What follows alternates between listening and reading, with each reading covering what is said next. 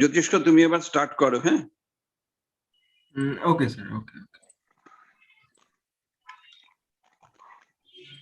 Just a second, sir.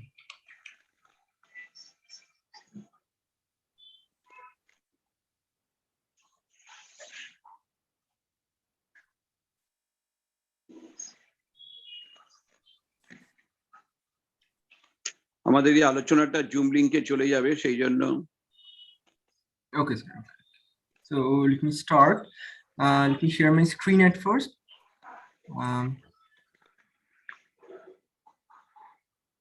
Yeah. So the title of this, okay, yeah. So the title of this presentation is Memory Assessment Using R Programming.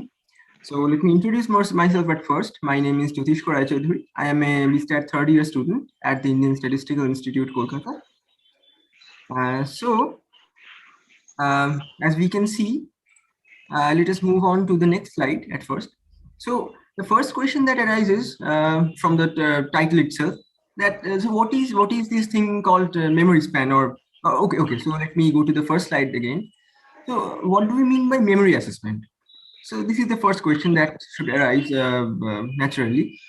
So the thing is that, so often what psychologists want to know is that, I should say, how much sharp is the memory of a certain individual. So in order to judge that or assess that, so psychologists have devised quite a few methodologies, and among them, one of the methodologies is memory span and digit span. Okay, so what is memory span? So memory span is a measure or quantification of verbal short-term memory, defined as the system that allows a person for temporary storage of information, and which is very crucial in everyday tasks like remembering a telephone number, understanding long sentences, and it arises at different places oftentimes. Okay, so memory span is a general thing, and in other words, memory span is a list of items that a person can remember and repeat back in correct order immediately after presentation of 50% of the trials. That is, suppose, okay, so I'll come to this later once again. So basically, memory span indicates how much information one individual can memorize for a short period of time. So this is an overall idea of memory span, and as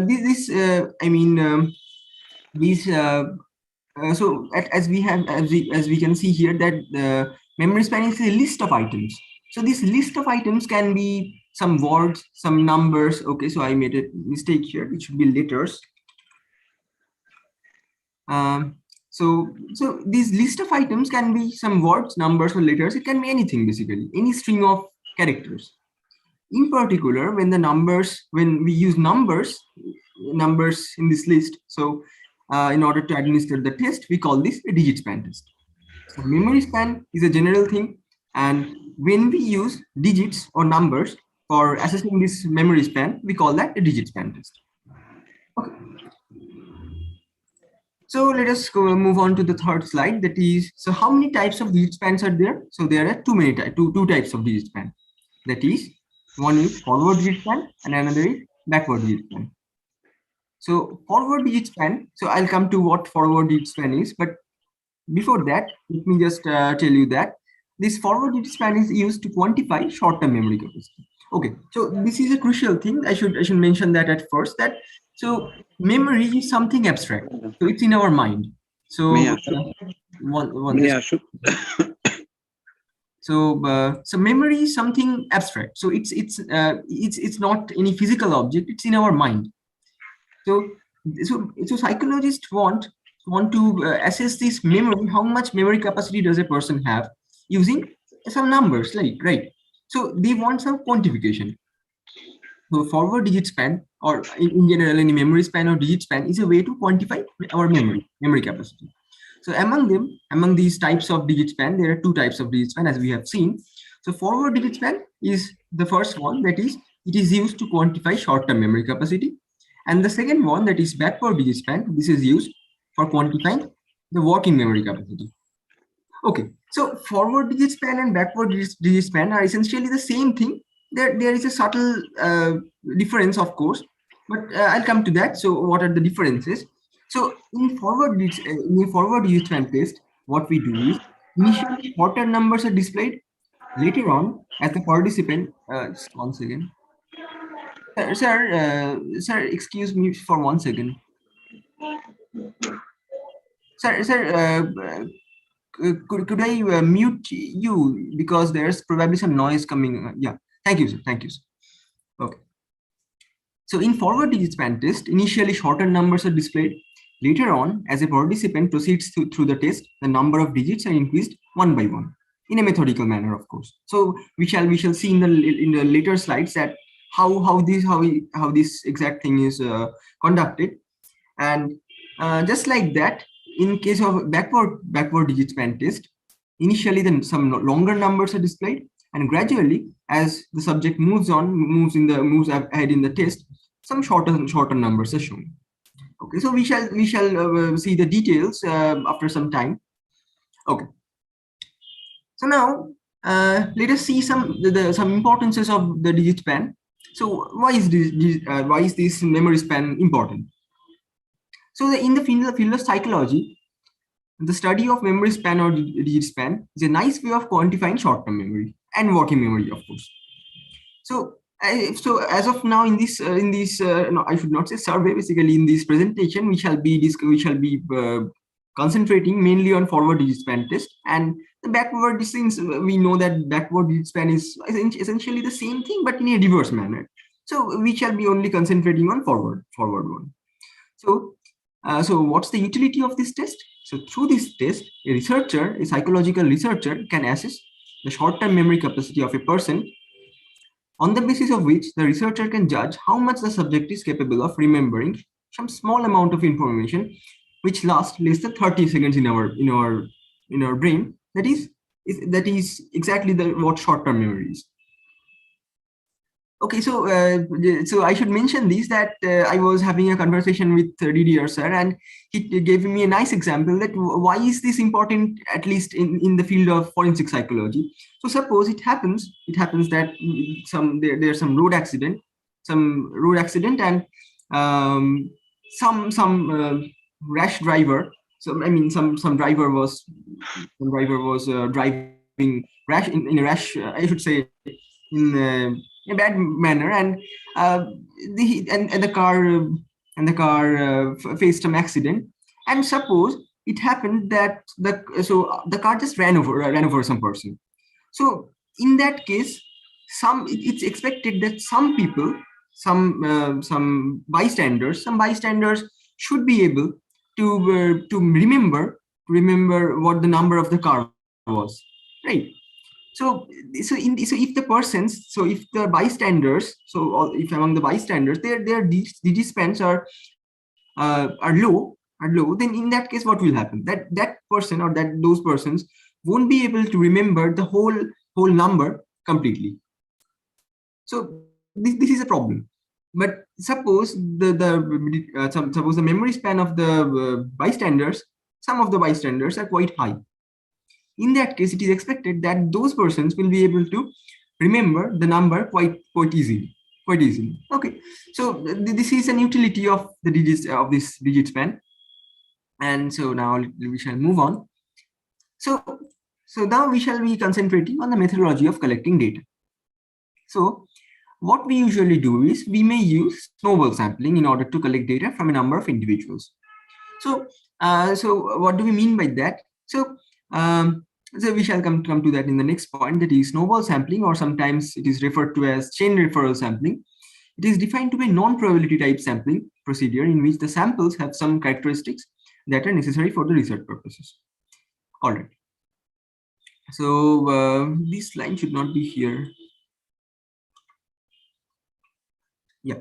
So now this is a conventional method. But what we can do in this modern era, when we have computers, we have all kind of technological amenities.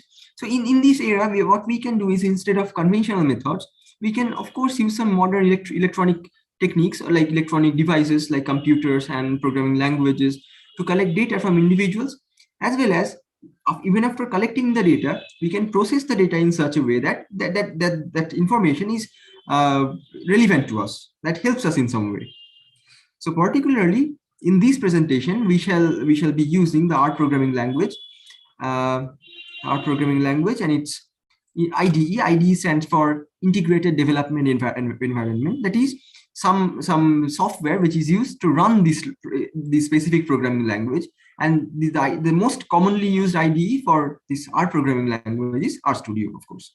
So we shall be using RStudio for this whole purpose of ours. And so let us move on. So here's a short introduction to R programming. So R programming is a language, of course, R is a programming language and a free software environment for mainly for statistical computing and graphics, supported by the R core team and the R Foundation for Statistical Computing. So these are not quite necessary information, but still, since we shall move on to some greater details, so I thought it's better if we just have a outlook, like overview of what this R programming is. And so the language R is widely used among statisticians as well as data miners for developing statistical software and, of course, data analysis. R is the most important thing is that the nice thing about R is that R is freely available under some public license, and it is compatible with all the leading operating systems. So basically, in any kind of computer, in almost any kind of computer with any operating system of your choice, you can, one can run this R language. That's it. Okay. So now we shall have a short introduction about RStudio. So just I mentioned, we have seen here. Just 1 second. Yeah. So here I have mentioned about RStudio.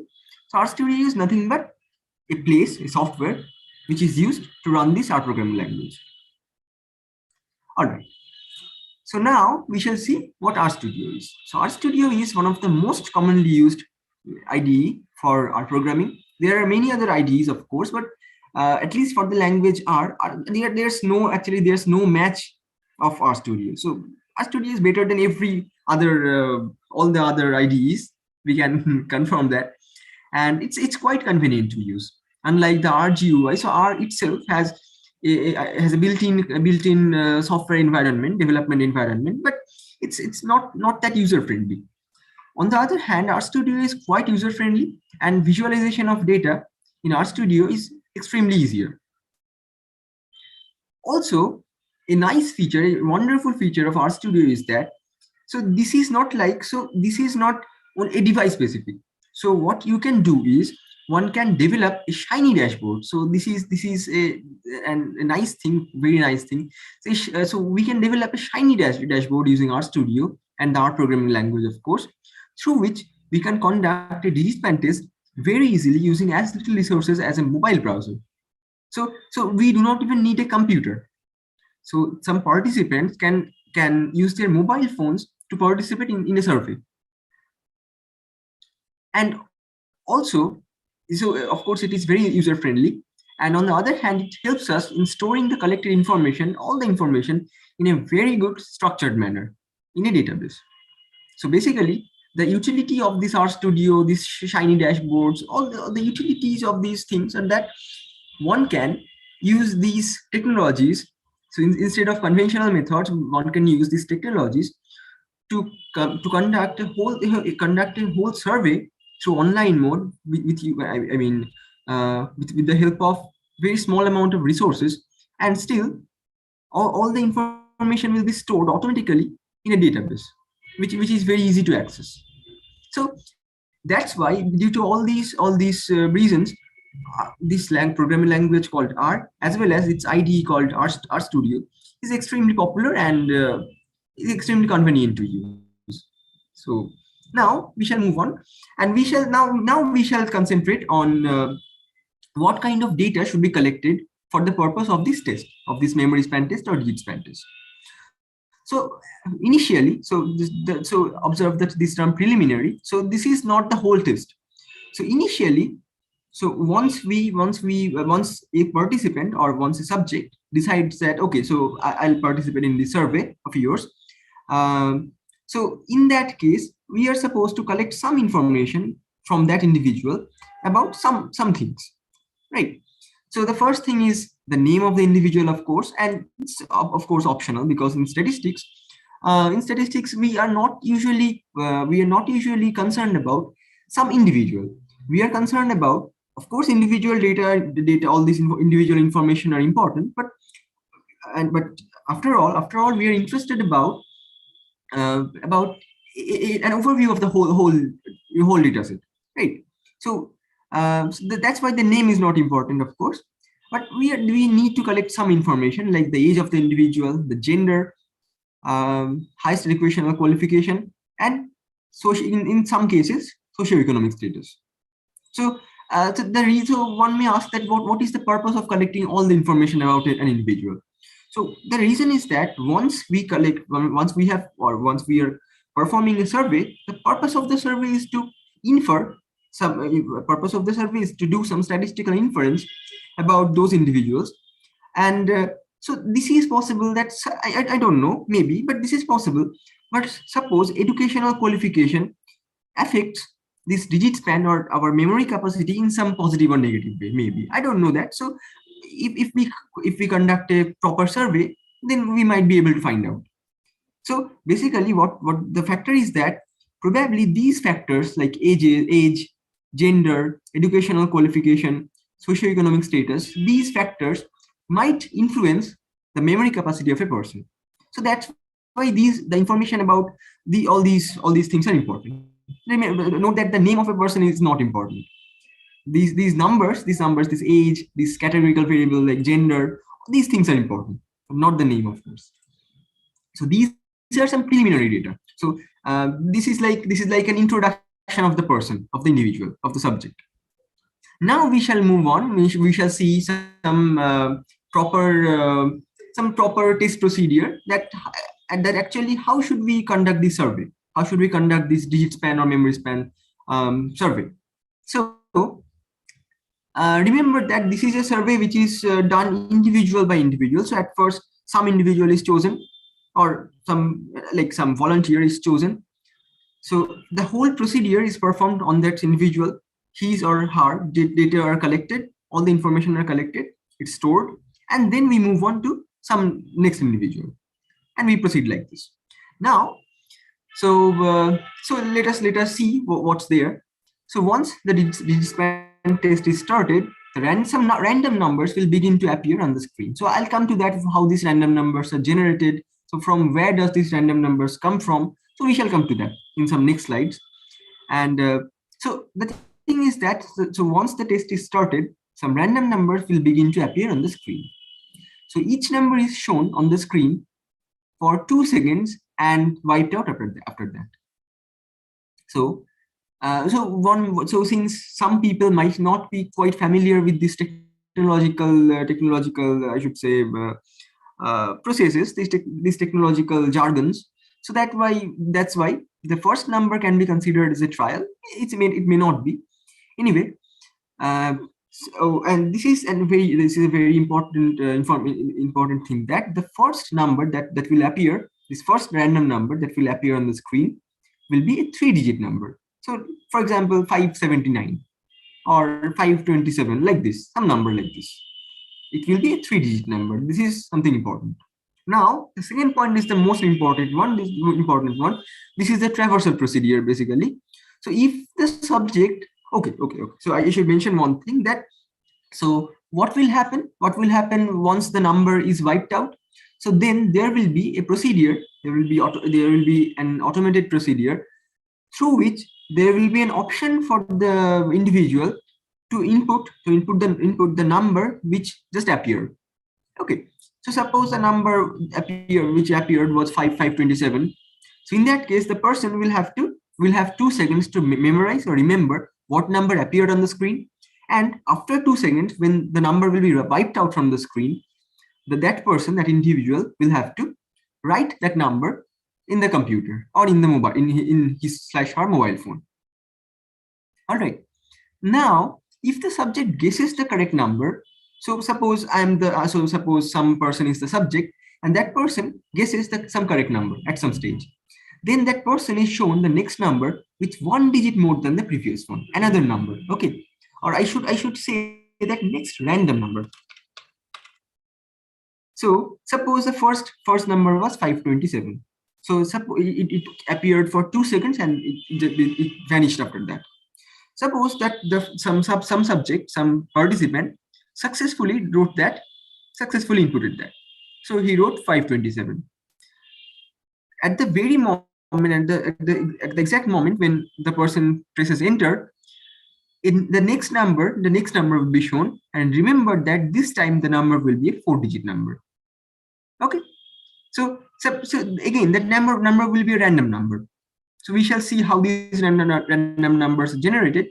But remember that, so at first the initial number will be a 3-digit number. After that, in the next step, the number will be a 4-digit number. In the next step, the number will be a 5-digit one. All right. So in this way, we shall just move on in this procedure. The third point is also important. So what happens if a subject makes some wrong guess?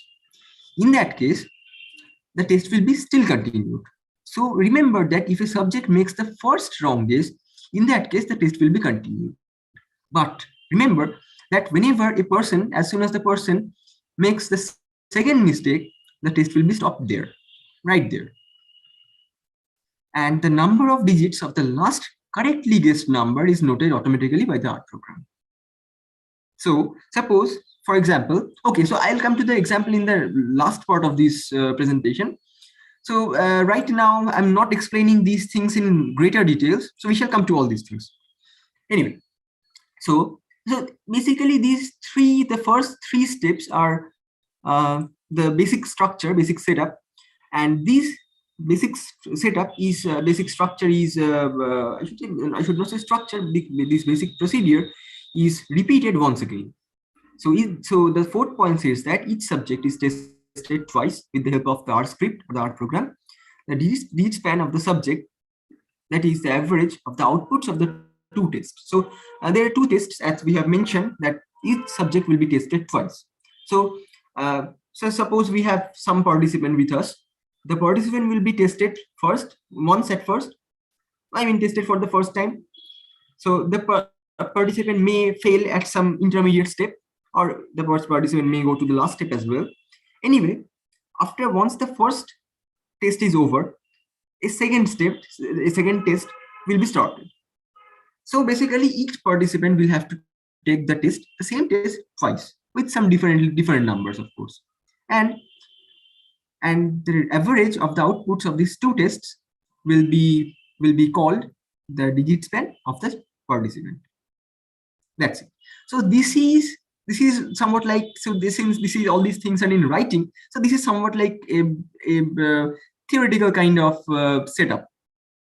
Now we shall see, using this R programming, that exactly what kind of code should we write, and after that we shall see an example that, suppose so I'll act as, I myself will act as a participant, and we shall see that exactly how this test can be conducted.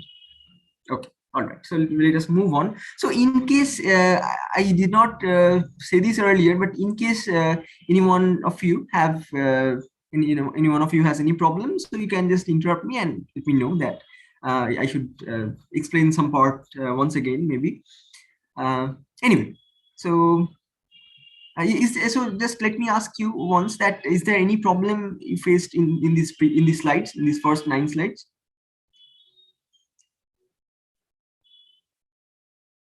Okay, so I guess there's no problem with this. Anyway, so let us move on. So this is the first code chunk. So basically, I have written a long code basically, and there are some parts. So what I did is I took some screenshots from that code, from that original code, and emphasized on some important facts, or I should not say facts, some important parts of this of the code. So initially, what we should do is generate the random numbers. So I promised that I shall come to this later, this random number generation. So the question that one should obviously ask is, how are these random numbers generated? So from where shall we get these random numbers? So there are some old school techniques, like there's something called the random number table and all those things. But anyway, those things are quite difficult to use, or I should not say difficult. They are quite inconvenient to use. So basically, one person, a statistician or psychologist, that person has to do some random kind of actions and find some numbers, find some specific numbers from a random number table. All those can be done.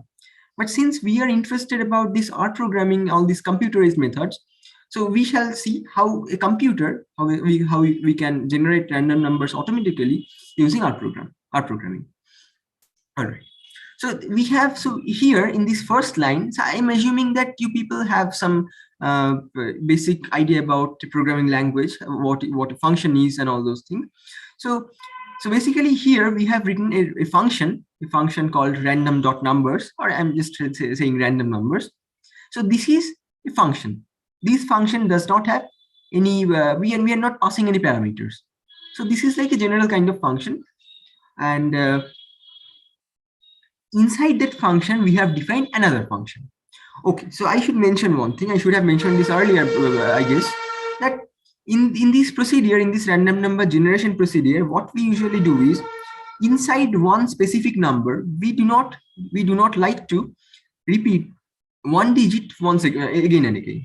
So suppose we are considering a 5-digit number at some stage. So in that case, in that number, we shall not be incorporating, say, 2 5s.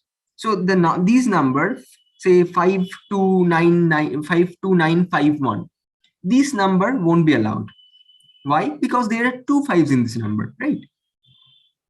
So what we shall try to do is, we shall always do that we shall generate all these digits in such a way that all the digits are unique.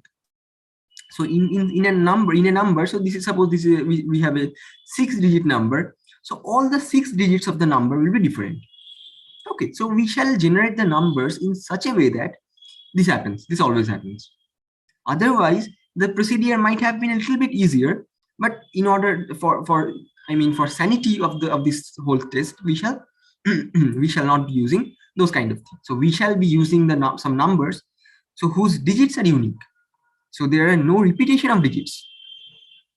So just for example, a possible, a number which can be allowed is, say, 5, 1, 2, 7, 8. This is something which we can allow. But suppose the number is 22179. No, this cannot be allowed since there are 2 2s here, right?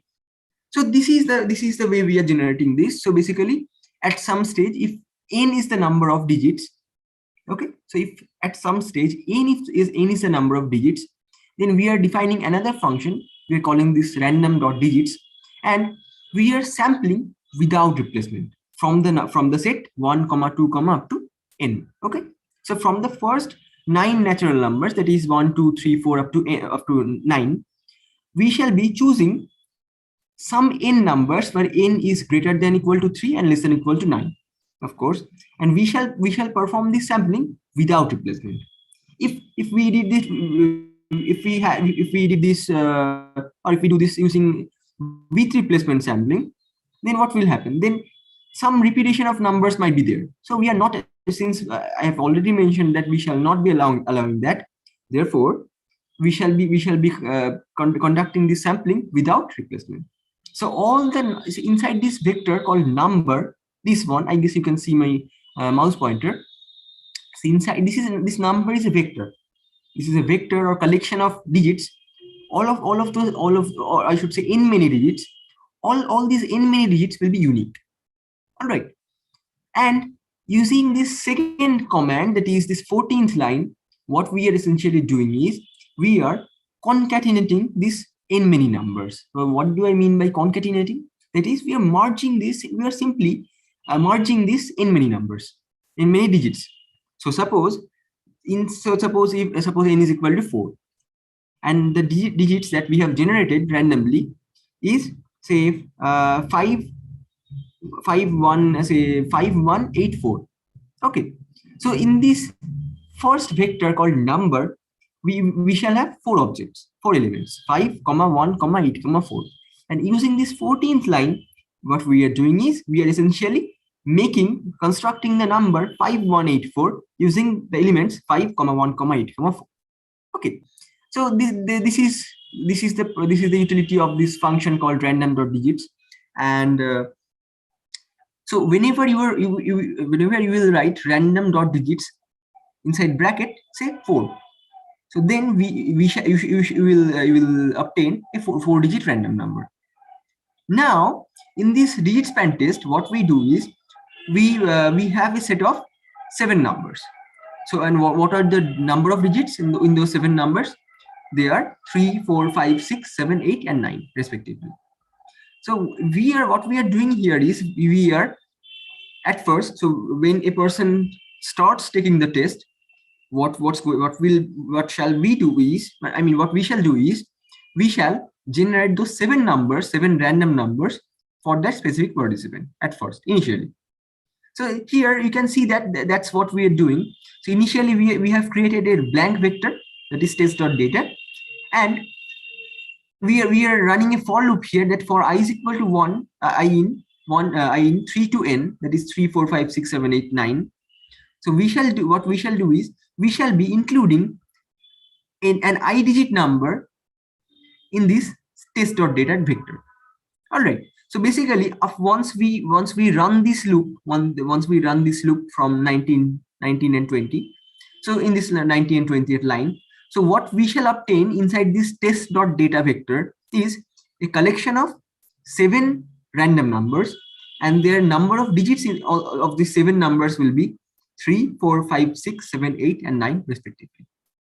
So basically, and this, observe that this function called random.numbers, it returns this test.data vector, okay, as its returning variable. So it means what? So whenever you will write this random.numbers function in your R console, what will happen? You will obtain a collection of 7 random numbers, and their number of digits will be 3, 4, 5, 6 up to 9, like this. So just let me ask you people, that is this clear with you all? That how are these random numbers being generated and stored? Is this clear with you all?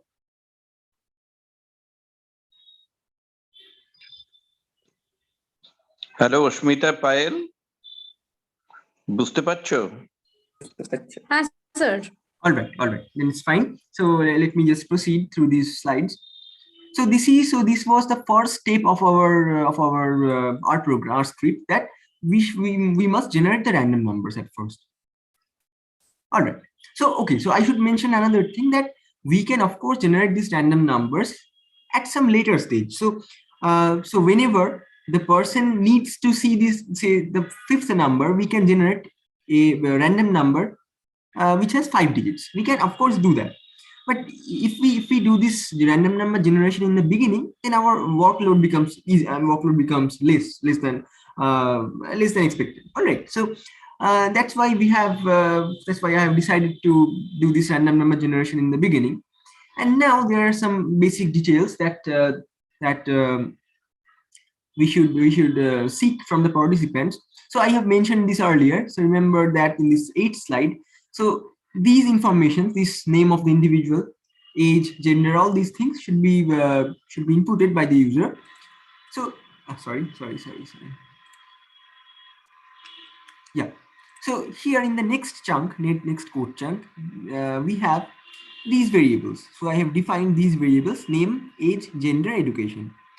And what we are doing is, so okay, so I should say this properly, that this there is a function, built-in function in the base package of R, that is this readline function. So what does this readline function do? So whenever we have some participant with us, and if we write readline under bracket some prompt is equal to something, prompt is a parameter, built-in parameter name. So if we write readline under bracket, so basically if we write this first line, this 49th line, okay, so then what will happen is the user will be able to see this string of words, enter your name, and there will be a cursor of thereafter. So the person will be able to write his or her name. All right. Just after that, so once the person presses enter, then the next thing that will be there is enter your age, and there will be cursor blinking at the end. So the person will be allowed to write the person's age and so on. Gender, education, all these things will be there, and these are some checkpoints. All right. So since the gender will be written as M or F, or maybe I should have included others here. Anyway, so this gender, there will be some checkpoint here. So if suppose some user inputs some random string of characters here instead of this M, F, or O, then there might be some there. So then it doesn't make any sense, right? So that's why we have included a checkpoint here, which will decide. So is this input of the user, is this valid or not? If not, then the program will be terminated there, right there. So the participant will not be able to proceed any further.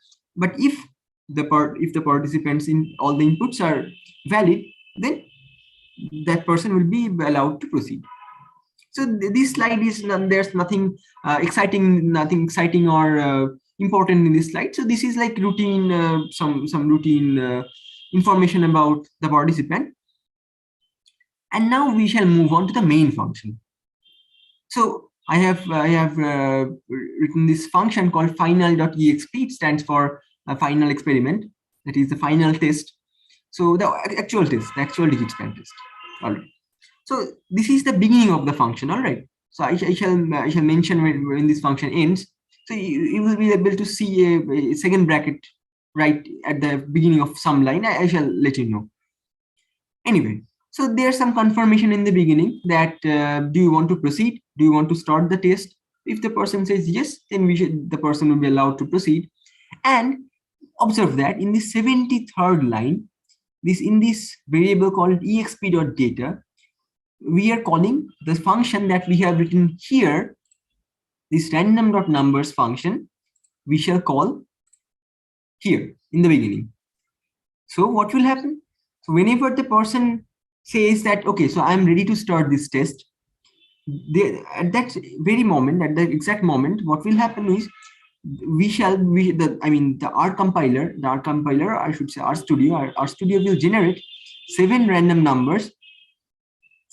numbers of with number of digits 3, 4, 5, 6, 7, 8, and 9, and it will be stored inside this variable called exp.data. And afterwards, after exactly 4 seconds, the first 3-digit number will be displayed on the screen. So we shall see in the next slide. So initially this count means the initial count of the number of mistakes. Remember that whenever a person commits the first mistake, the test is still continued. But whenever some person makes the second mistake, then that person's test will be stopped right there. So we shall include some checkpoint afterwards, that if count is equal to 2, then we shall stop like this. Now what we are doing is, for num in exp.data, so we write for loops in R like this. So basically we shall loop through the vector that we have created just now. So you remember that this vector exp.data, which contains 7 random numbers, we shall loop through, we shall just traverse through the elements of the vector again and again. Okay. So basically this loop will run at most 7 times. And so in this 85th line, that number, the first number will be displayed, right? And this sys.sleep under bracket, inside bracket 2, this means that the RStudio, the R compiler, will go to sleep for just 2 seconds, for exactly 2 seconds. Okay, so this means that in this time,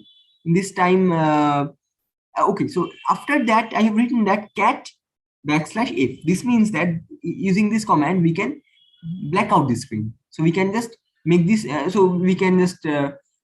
everything which is on the screen. So basically when we write sys.sleep, so at first we are printing this number. So suppose the number is 124. It appears on the screen. It stays there for 2 seconds. And after that, the screen becomes a blank screen. So therefore, after 2 seconds, the number is not there anymore. So the number is wiped out. Now, there will be, of course, there will be a place, this read line prompt, guess the number. So this is a systematic procedure as we are moving on through this R script or our program. So the next thing that we shall encounter is this 98-second line, that is guess the number.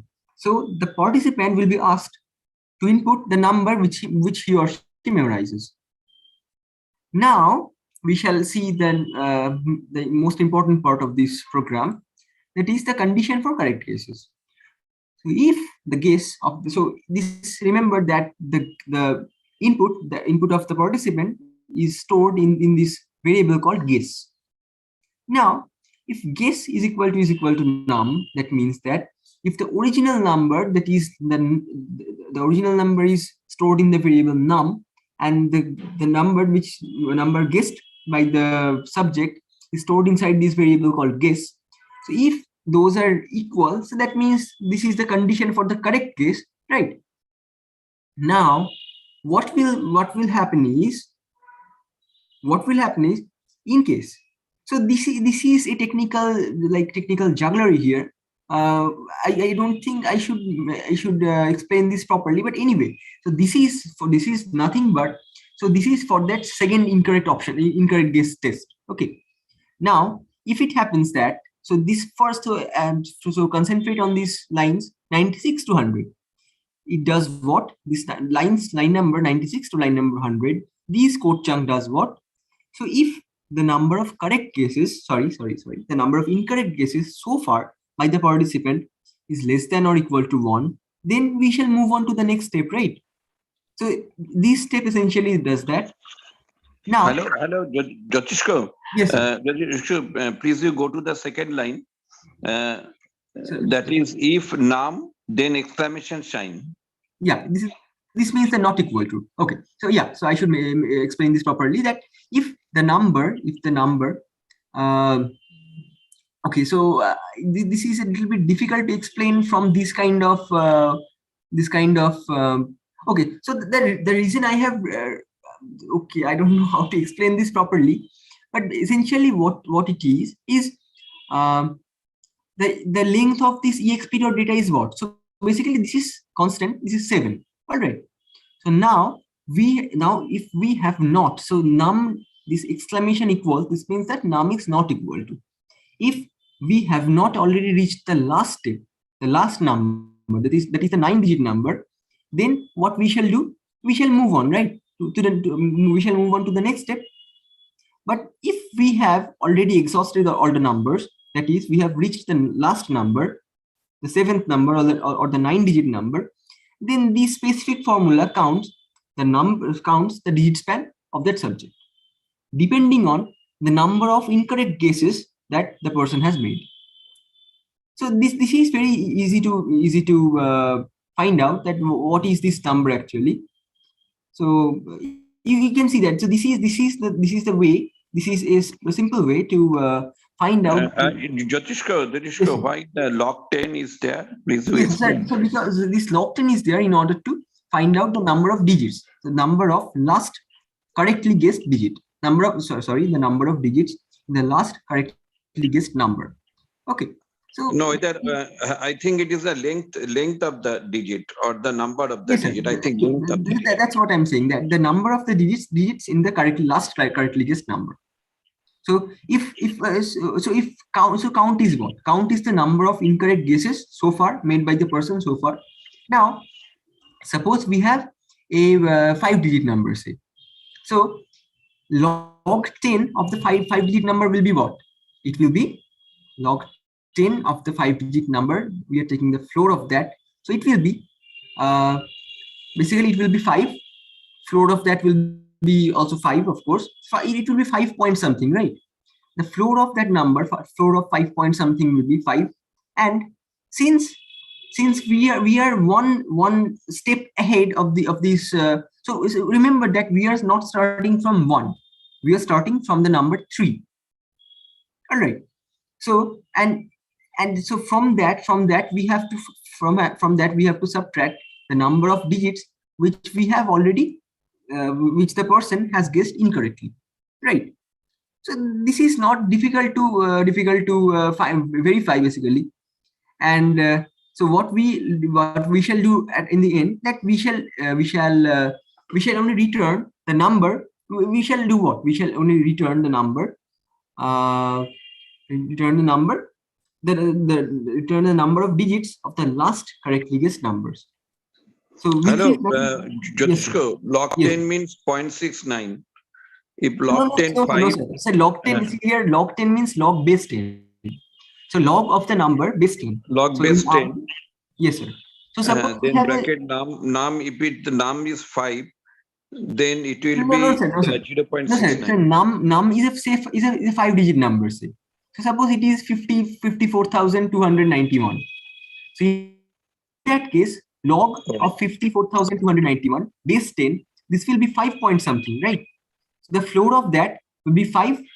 And basically this line is not so important here in our case, because this displays the number of digits, the number of numbers which the person has guessed correctly. So this is not exactly the digit span. The actual digit span is in the next line. This in the 106th line. So this is the number. This is the number of digits. This is the number of numbers which the person has correctly guessed. So that's why we are removing this one and count from this quantity. And lastly, if we have already exhausted all the numbers, so essentially your first test is already over, and so the digit span of for that particular test for that person will be this one, this floor of log 10 plus log 10 of the number of the current number of the last number basically plus 1. That's it. So this is a condition for the correct case. And just in a similar manner, in an exactly similar manner, we can consider the case where a person makes some incorrect case. And in that case, of course, you can understand that there will be two parts. So the first part is when the person commits the first mistake, and in the next page, in the next slide, we have the case when the person commits the second mistake. So there is some technicalities here. So basically, if the person has made made a mistake for the first time, then we shall proceed. We shall move on. But if not, if the person has made a mistake for the second time, then what will happen? Then our test will be stopped at that moment. So basically, what I have written here is that the stop that we I'm sorry. So if the count is 2, that is, if the number of incorrect guesses is 2, then we shall directly return this number, this floor of log 10 num. So this is essentially same as this one, of course. So basically, this is nothing but the digit span of the number of the person for that particular test. Okay. So this part may seem a little bit there's some technicalities here, of course. So that's why. So if you give it a little bit of thought that why these log 10 comes here. So remember that this is not log 10. So this means in R log 10 that there's a function called log 10. It means that log of the number, this log of num, and the base of the logarithm is 10. We are taking floor of that or box of that, and we are adding simply 1. So this is quite easily understandable, basically. And so that's more or less everything that the original function final.exp ends basically here in this 147th line. And so remember that this is the definition of the function. So this is the way we have defined this function called final.ext. So we started in the 66th line, and this function, the function final.exp started from line number 66 and it ended at line number 147. All right. So this is the definition of the function. Now, once we have some subject with us, what we shall do is we shall simply call this function once. So in this 153rd line, we have called this function once for the first time, and here stored the digit span of the person in the first test in this variable called f1. In an exactly similar manner, we have called this function final.exp once again for the second time, and again we have stored the information collected from the second test in the variable called f2. Now, so this is the implementation part, right? So basically, up to this line number 147, we have defined everything. We have generated random numbers. We have defined the original main function, and now in the 17th slide, we have seen how we can implement these tests. So after implementing these two tests, we have this f1 and f2 with us. So f1 and f2 contains everything that we needed for this test. So basically, f1 and f2 contains the digit spans of the person in the two consecutive tests. Now, lastly, we shall summarize the results, all these results, and so how will we do that? Basically, as we have just 1 second, let me just go back to one of the previous slides. So here, the digit span of the subject, that is the average of the outputs of the two tests, is returned as the output of the program, right? So this means that we shall have to take the mean or the average, the simple arithmetic mean of these f1 and f2, and this will be this number digit dot span will be the actual memory span or the digit span of the participant. Now, lastly, for the sake of simplicity or for the sake of our convenience, we can store all the information about the participant in a data frame, or you can say a matrix, or so data frame is a better thing. So in that data frame, you can store the name, age, gender, educational qualification, the result of the first digit span test, the second digit span test, as well as their average, that is the actual digit span test of the subject, in a sanitized manner, in a structured manner, I should say. And finally, so this data frame is stored inside this variable called result, and we can simply print this result in order to see the details of the participant. So this is a complete way to assess the memory, or I should say to conduct a memory span test or digit span test using R programming and of course a computer. So these slides are over here. Thank you for your participation, of course. And now what I shall do is I shall present this RStudio screen of mine, and I shall demonstrate that if suppose I were a participant, and in that case, what I shall see, and what will be my digit span in some specific scenario, in some special scenario. So let me just please excuse me for just 1 minute. Let me share my RStudio screen with you. Just 1 minute. Excuse me for one minute.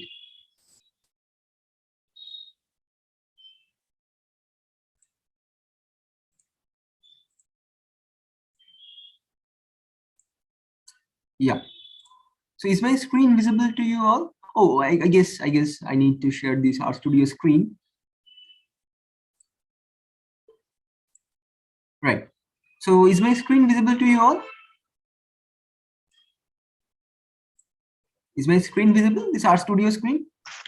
Yes, sir, it's visible. All right. Thank you. So this is the entire program that I have included in this presentation. So you can see that. So this was the first random number generation procedure, and then we had these details of the participant, this final.exp, the original function, all these things. So essentially, basically, those all those code snippets are screenshots. I have taken screenshot from these screen, and I included those here, those in the presentation. Anyway, so now what I shall do is I shall actually run this code and demonstrate that how a participant should see from the the point of view of the participant. All right, so I please assume that I am the participant here, and my digit span is going to be assessed, or I should say computed or something like that.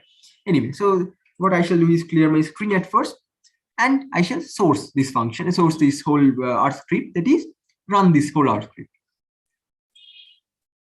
So it's at first it says that. So there are some things here. I shall share this code with you, of course, and you will be able to see all these instructions and everything. So these are something that one should include every time. So since this is a complete experiment procedure, so one should follow all the proper methodologies. And so I can just simply go through it once. That here are some instructions that starting from a three digit number, each number will appear one by one after an interval of 2 seconds. In order to proceed, just 1 second. In order to proceed, you will have to make the correct case.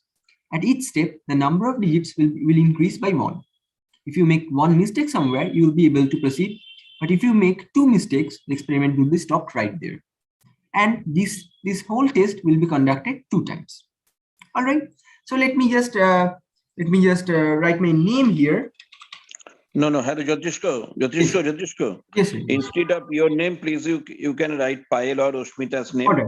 and you can test their memory. I think that is better. Actually, so that's a little bit difficult because since I mean that can be done, but this is right now. Okay, let it. At least for developing interest, you can do it. So I mean, since I'm the person who is sharing the screen, and I'm the person who will be able to write the number. Okay. So what I can do is not the right. Only she will tell, and then he will. All right. So who is going to be my volunteer for this test? Miss Ushmita or Miss Payal? Ushmita, are you ready? Yes, sir. All right. Okay, so, then you write Ushmita. Okay, so madam, what I'm going to do is I'm going to write your name here. I'll press enter. So can you please tell me your age? 25. 25. All right. Your gender is female. Female. And years of education. So 18 plus. Sorry. No. PG. Yeah, postgraduate. Seems okay. So I guess is that allowed? Just 1 second. Let me check. Just 1 second. I can give you the number of years as well. Yeah. So that's that basically. Minus 4, 14 plus 5, 19 years. All right. Yeah. Now what will happen is, so are you ready to start this test? So I'm inputting Y, that is yes. So you can have a look at the top of this right hand side of the screen. Okay. So there will be a number. At first there will be a 3-digit number, and it will be there for 2 seconds, and afterwards it will be wiped off. And you will have to tell me the number which you remember. All right. So, do I have to say the number bolle hobe naki puro alpha words e bolte hobe? No. It's fine. If you just tell me the numbers, that's fine. So suppose the number is 529. So you can just tell me 529 or 529, whatever be it. Whatever is convenient. No. If it is 529, then it will be 529, but not the 529. All right, sir. Okay. So you should better say 529 in that case. Okay. So are you ready to start this test? Okay. All right.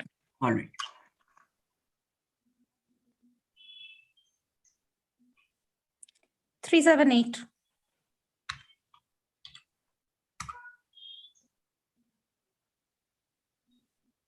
5231. Okay, so please tell me the number once it has disappeared. Okay. So yeah, this is fine.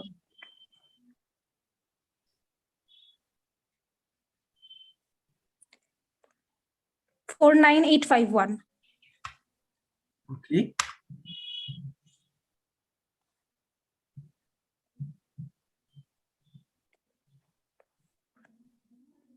924748.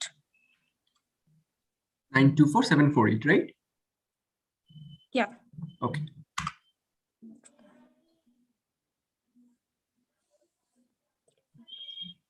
Three 527-146.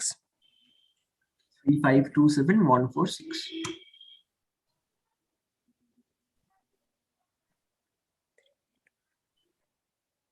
Three 8492785. This one, 384927885. Yeah. Okay. So your test number 1 is over and you guessed 4 numbers correctly. Okay. Okay. So this was the first test, and automatically this message comes on the screen that are you ready to start the next test? The second time. Okay. Okay.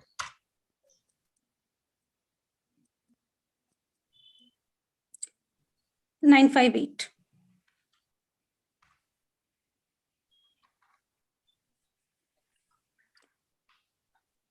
Six 324.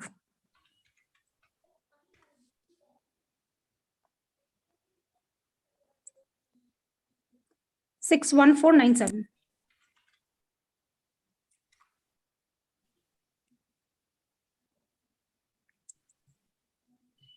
246581. All right.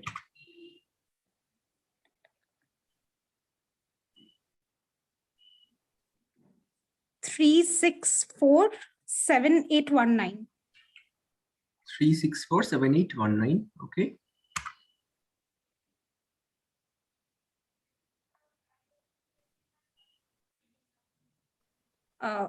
Crap. 281-7895. This one. Yeah, kind of, yeah. All right. So your test number 2 is also over. So you guessed again 4 numbers correctly. Okay. And as per the most recent test, this test, I'm referring to this test, the digit span of Pushmita Dey is 6.5. And thank you for taking the test. And here you can see this whole data frame. That is your name, age, gender, education, years of education, the digit span of the first test, digit span as per the second test, and your average digit span. And here you can also see the same thing in a in a better way, and on the left hand side. So that's how it goes. Thank you. Yeah, thank you. So, sir, what should I do next? Payel একবার হবে? পায়েল আছো? পায়েল মনে হয় নেই, ঠিক আছে, ছেড়ে দাও। ওকে, তো অস্মিতা, এটা ক্লিয়ার হলো তো? হ্যাঁ স্যার। জিনিসটা বুঝতে পেরেছো? Okay, so এইভাবে তুমিও কিন্তু মেমরি টেস্টটা করে নিতে পারো। হ্যাঁ, so if you want, I can share this code with you. So do you want that, or you can Yeah, that write would it? be helpful actually. Yeah. So I can share this code with you, of course. One second.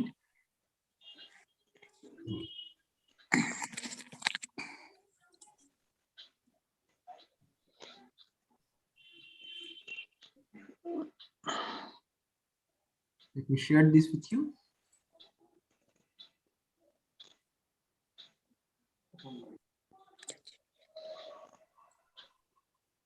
Okay, so this is the link. One second. আমাকে পাঠিয়ে দাও, আমি ওটা গ্রুপে দিয়ে দেবো। Okay, sir. Okay. Should I just write the link to this code in the chat box? তুমি আমাকে হোয়াটসঅ্যাপ করে দাও। All right. I shall do. Okay, sir. Okay, thank you, Jyotish. Thank you, sir, for this opportunity. Of course. Should I stop sharing my screen? Yes, sure. Okay, sir. Thank you, sir. কেমন লাগলো বলো অস্মিতা, পায়েল? তো ভালো লাগলো, মানে একবার নিজের হাতে যদি করে দেখলে আরো জিনিসটা আরো আমার মনে ভালোভাবে ক্লিয়ার হবে আর কি। প্র্যাকটিক্যাল ব্যাপারটা করে দেখলে। প্র্যাকটিক্যাল ব্যাপারটা করে দেখলে, হ্যাঁ। ব্যাপারটা বেশ মজার ছিল, লাস্টে যখন ডিজিট স্প্যানটা অ্যাকচুয়ালি করলাম বেশ মজার ছিল জিনিসটা। হ্যাঁ। একদম sir.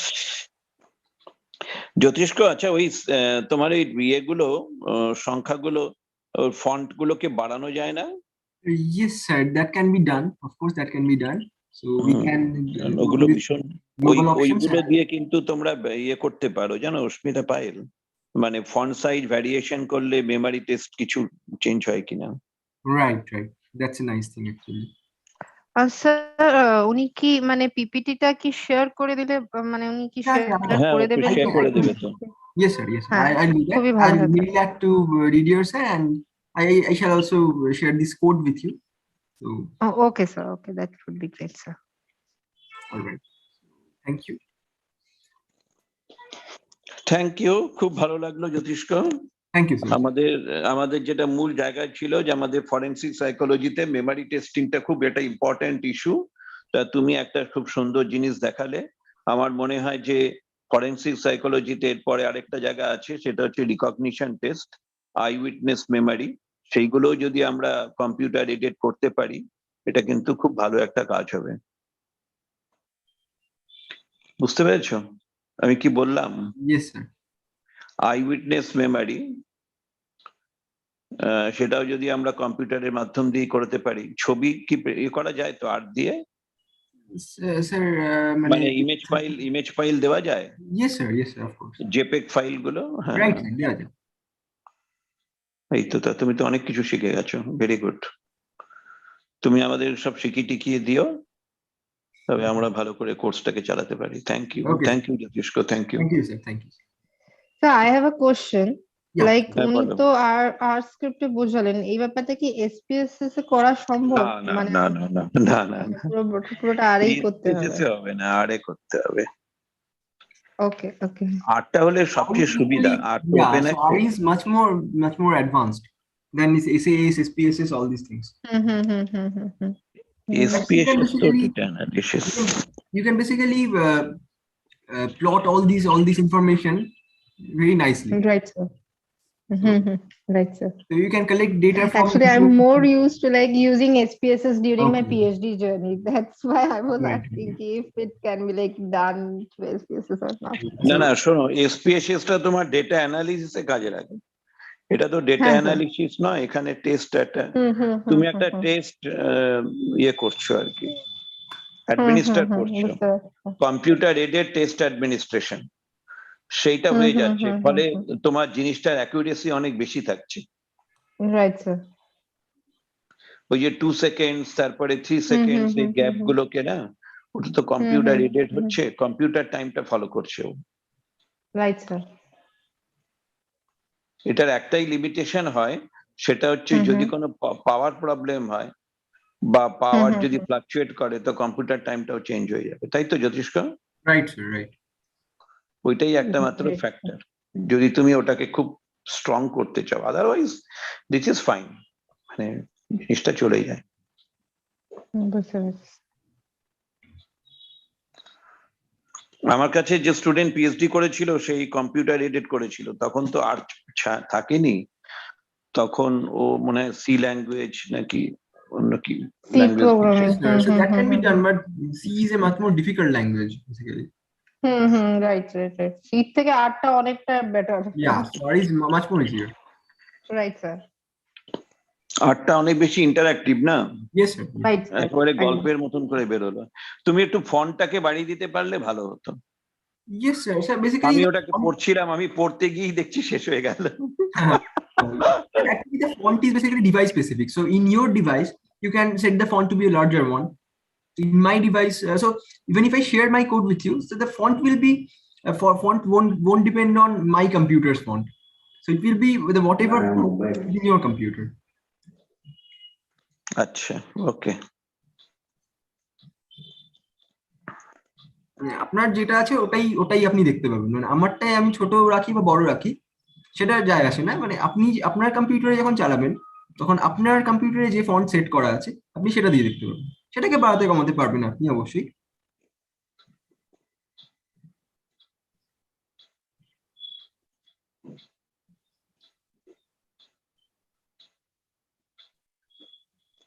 Okay, thank you. Okay, thank you all. Thank you, sir. Thank you sir. Thank you sir. Thank you. গ্রুপে আলোচনা করবে, ঠিক আছে? আমি ওটাও দিয়ে দেবো। ওকে, রাখছি। Okay sir. কোন ইমেল আইডিটায় পাঠাবো? তুমি আমাকে হোয়াটসঅ্যাপে পাঠিয়ে দাও না। Okay sir, okay. হ্যাঁ, ইমেলে প্রচুর প্রবলেম আছে, হোয়াটসঅ্যাপে দিয়ে দাও। Okay sir. Thank you. Sir আপনাকে আমি কিন্তু কিছুক্ষণ পরে পেপারটা পাঠিয়ে দিচ্ছি। আচ্ছা, ওকে। আমি সারাদিন এই স্কুল সাইকোলজির প্র্যাকটিকাম বানাতে বানাতে টায়ার্ড হয়ে গেছি, কিছুতেই পারছিলাম না। এই এখন আমি আস্তে আস্তে করে পারলাম অনেকটা। তাহলে ওই কি স্যার একবার কোর্সটা কালকে চলে যাবো আপনার কাছে ওটা তো লঞ্চ পেপারটা করবো নিয়ে? তো। না, আমি ছুটি নিয়েছি। ও আইএসআই থেকে ছুটি নিয়েছি, 3 দিনের ছুটি নিয়েছি। এখন আমি বাড়িতে বসে বসে কাজ স্যার করছি। এই লাইভ স্ট্রিমিংটা এখনো হচ্ছে তো ওটা কি অফ করে দেওয়া উচিত? হ্যাঁ, তুমি বেরিয়ে যাও। ওকে স্যার, আচ্ছা আচ্ছা। Thank you. ওকে। আপনি আচ্ছা তাহলে কবে জয়েন করছেন আবার? সোমবার আসবো। সোমবার, ঠিক আছে, আমি তাহলে মেল করে দিচ্ছি আপাতত। তুমি আগে নিজের দিক থেকে স্যাটিসফাইড হও যে নিজে ঠিকঠাক বুঝেছো কিনা, মানে নিজের দিক থেকে স্যাটিসফ্যাকশন আগে পাও, তারপরে আমাকে পাঠিয়ে দাও, বুঝেছো? ওকে স্যার, ঠিক আছে। তা না হলে তোমার মধ্যে, তা না হলে সমস্যা, মানে আমিও বুঝতে পারবো না, মনে হবে যে ধুর কি লিখলো, তখন অস্বস্তি রাখবে। কারণ নানা রকম কাজের মধ্যে থাকি তো, মনটা ডিস্টার্ব হয়ে থাকে, সবকিছু করতে পারি না। ঠিক আছে স্যার, ঠিক আছে, আমি তাহলে লাস্টের কয়টা চেঞ্জেস করে নিই, তাহলে আপনাকে পাঠাচ্ছি আমি। হুম, হ্যাঁ স্যার। ঠিক আছে।